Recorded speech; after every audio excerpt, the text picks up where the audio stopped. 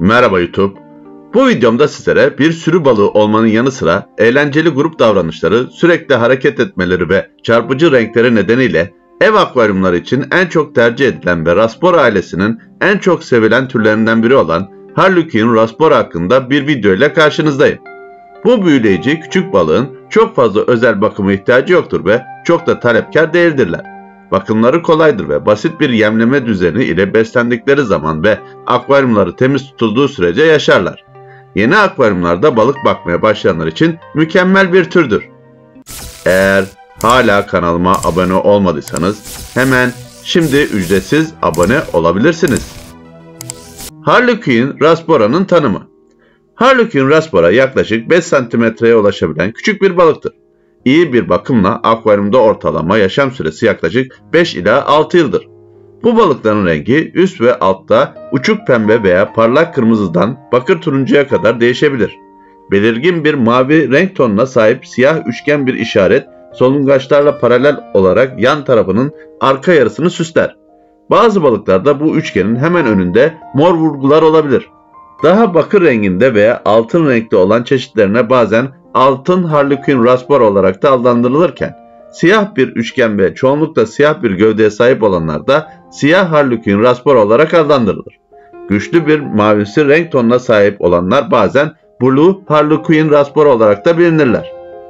Harlequin Raspora'nın bakımı.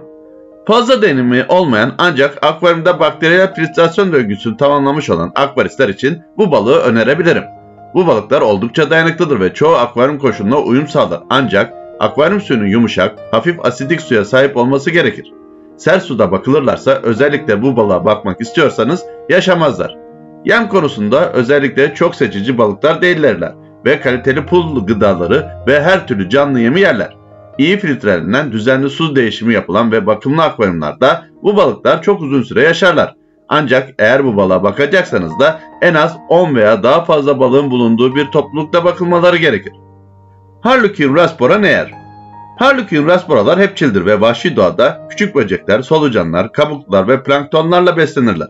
Onlara ara sıra canlı su piresi, artemia veya kan kurdu ile beraber takviye etmek için kaliteli pul veya palet yem verilmelidir. Canlı yiyecekler yemlerinin önemli bir parçası olsa da onları fazla şımartmayın. Aksi takdirde hazır yemleri reddedebilirler. Arada marul veya ıspanak da yem olarak verilebilir. Bu balıklara günde birkaç kez yem verilebilir, ancak her yemlemede yalnızca 3 dakika veya daha kısa sürede yiyebilecekleri miktarları vermelisiniz. Günde sadece bir kez besliyorsanız da yaklaşık 5 dakika içinde yiyebilecekleri kadar yem verin. Unutmayın, her balık günde sadece gözü kadar büyüklüğünde yem yese doyar. Balıklar az yemekten değil, çok yemekten ölür. Harlequin Raspora'nın akvaryum bakımı nasıldır? Akvaryum sularının temiz tutulması şartıyla bakımları çok da zor değildir. Her seferinde akvaryum suyunun %25 ila %50'si ayda bir kez değiştirilmelidir.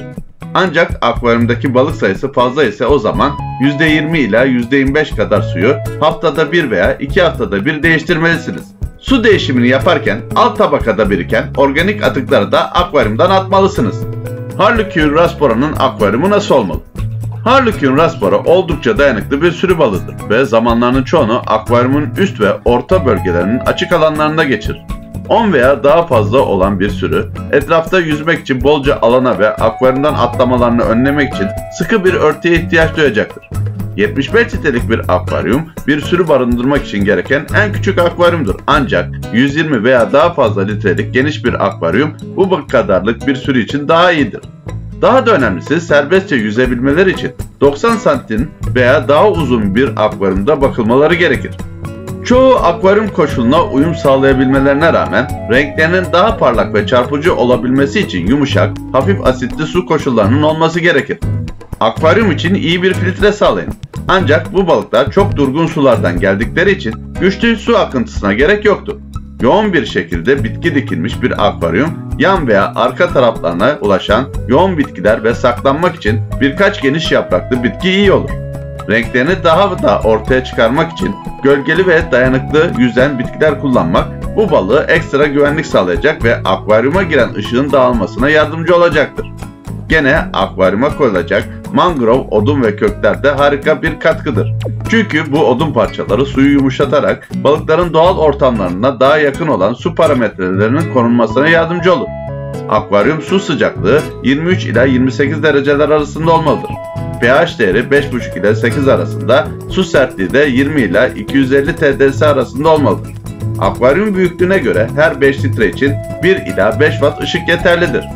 Harlequin rasbora hangi balıklarla yaşar? Bu balıklar tam bir topluluk balıklarıdır. Daha önce de bahsettiğim gibi stresten uzak ve sağlıklı olmaları için en az 10 balıktan oluşan bir sürüde bulunmaları gerekir.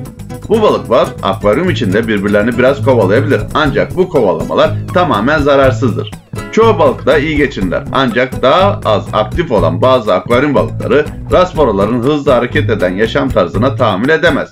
Ek olarak bu balıklar küçüktür ve daha büyük akvaryum arkadaşları tarafından kolayca yenilirler. Neon ve kardinal gibi tetralar ve molly, lepistes, plati ve kılıçkuyruk gibi canlı doğuran balıklar, karides ve salyangoz gibi kabuklar ile arası iyidir. Ayrıca dipte yaşayan barışçıl yayın balığı ve çopra balığı ve hatta bazı cüce cikletler ile iyi geçinirler. Ancak aşırı iri ve Afrika cikletleri gibi agresif balıkların yanında yaşamazlar. Harlequin rasbora dişi erkek ayrımı nasıl yapılır? Dişiler erkeklerden biraz daha büyük ve yuvarlaktır. Erkeklerde bulunan siyah üçgen biraz daha yuvarlak ve uzundur. Harlequin rasbora üretimi nasıl yapılır? Harlequin rasborayı üretmek biraz zor olabilir. Su koşulları yumurtlamaya istekli olmaları için uygun olmalıdır ve daha sonra gerçek bir çiftleşme gerçekleşmeden önce günlerce yumurtlayabilirler. Bu balıklar yumurtlama yöntemi olarak farklılık gösterse de kendi yavruları için koruyucu değillerdir. Yumurtalarını diğer balıkların yaptığı gibi su içerisine saçmak yerine yumurtalarını geniş yapraklı bitkilerin veya diğer nesnelerin alt kısımlarına tuttururlar. Çiftlerin genellikle yaklaşık 4 hafta boyunca günde birkaç kez küçük canlı yiyeceklerle iyi bir şekilde üretilmeleri için şartlanması gerekir. Canlı yiyeceklerle kondisyon sahibi olan erkek balıkların rengi ortaya çıkacaktır. İyi beslenen damızlık dişiler de yumurtayla dolmaya başlar. Loş ışıklı bir üreme akvaryumu sağlamak ve gene akvaryum su seviyesini yaklaşık 15 ila 20 santim arasında düşük tutmak en iyisidir. Su sertliği 25 ila 45 TDS'den yüksek olmamalı, çok yumuşak olmalıdır. Su pH değeri 5,3 ila 6 gibi hafif asitlik, su sıcaklığı 25 ila 28 santigrat arasında olmalıdır. Filtreleme gerçekten gerekli değildir, ancak hava ile çalışan küçük bir sünger filtre veya biraz turbo filtrasyonu ekleyebilirsiniz. Yumurtaların yapışması için javapen veya kriptokerin gibi canlı ve geniş yapraklı bitkileri kullanabilirsiniz. Bir yumurtlama paspası da eklenebilir. Böylece yapraklara yapışmayan yumurtalar ebeveynlerin erişemeyeceği bir yere düşer. Çift üreme akvaryumuna taşındıktan sonra yumurtlama genellikle sabah saatlerinde gerçekleşir. Erkek dişiyi seçtiği geniş yapraklı bir bitkinin alt tarafına yönlendirecektir. Erkek bir kur dansı yapar ve yumurtlama çiftler baş aşağı yüzerken bitki yapraklarının altında gerçekleşir. Çiftler yumurtalarını bir yaprağın alt tarafında bir seferde 6 ila 12 yumurta olacak şekilde bırakacaktır. Genel olarak bir seferde 80 ila 100 yumurta bırakabilirler. Ancak 300 kadar yumurta bıraktıkları da olmuştur. Her ne kadar bu balıklar yumurtaları bırakırken çok dikkat etseler de yumurtlama bittikten sonra akvaryumdan çıkarılmazlarsa yumurtaları ve yavruları yerler. Bu yüzden yumurtlama bitince çiftleri çıkartın ve akvaryumu karartın. Bu sırada yumurtaların suyun altında tutmaya özen göstererek su seviyesini 10 ila 15 santim arasına düşürebilirsiniz. Yavrular genellikle 18 ila 36 saat arasında yumurtadan çıkar ve yaklaşık 3 ila 5 gün içinde serbest yüzerler. Serbest yüzen yavrular yalnızca 3 ila 4 mm uzunluğunda olurlar. Bu nedenle birkaç gün için invasoria kültürü gibi başlangıç yemleri sağlayın. Hızla büyürler ve yaklaşık 1 hafta ila 14 gün sonra artemia yiyebilecek kadar büyük olurlar. Evet arkadaşlar, bu videomun da sonuna geldik. Bu ve bunun gibi videolarımı izlemek için şimdi kanalıma ücretsiz abone olabilirsiniz. Yeni çıkan videolarımdan da hemen haberdar olmak için bildirimlerinizi açın.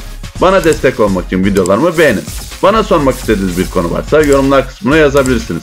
Bir sonraki videomda görüşmek üzere. Şimdilik bay bay.